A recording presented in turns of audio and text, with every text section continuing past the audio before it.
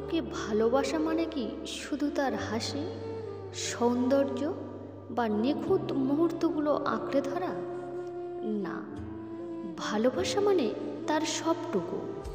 যেমন তার রাগ, তেমনি তার অকারণ নীরবতা, তার সুখ ও তার ভেতরের অস্থিরতাও। ভালোবাসা মানে সে যখন খুশিতে হাসবে তখন তার সাথে হাসা, আর সে যখন দুঃখে চোখের জল ফেলবে তখন সেই জল মুছে দেওয়া। তুমি কি ভাবো সে সব সময় তোমার মতন চলবে? না, মানুষ নিখুঁত নয়। কখনো সে ভুল করবে, রাগ করবে, এমনকি তোমাকে আঘাতও দিতে পারে।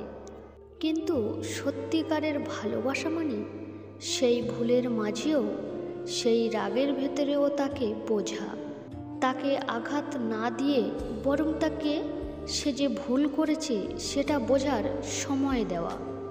ভালোবাসা মানে শুধু রঙিন দিন নয়, বরং ঝড়ের রাতে শক্ত করে তার হাতটা ধরা। সম্পর্ক তখনই সুন্দর হয় যখন আমরা শুধু ভালো দিকটা নয়, সম্পর্কের খারাপ দিকটাকেও গ্রহণ করি, ক্ষমা করি, অপর দিকের মানুষটাকে বুঝি। ভালোবাসা মানে দাবি নয়, ভালোবাসা মানে গ্রহণ করা। যদি তুমি সত্যিই কাউকে ভালোবাসো তাহলে তার হাসির পাশাপাশি তার কান্নাকেও ভালোবাসো। কারণ ভালোবাসা কখনো অর্ধেক হয় না, ওটা হয় পূর্ণ, নিঃস্বার্থ এবং হৃদয়ের গভীরতা দিয়ে বোনা।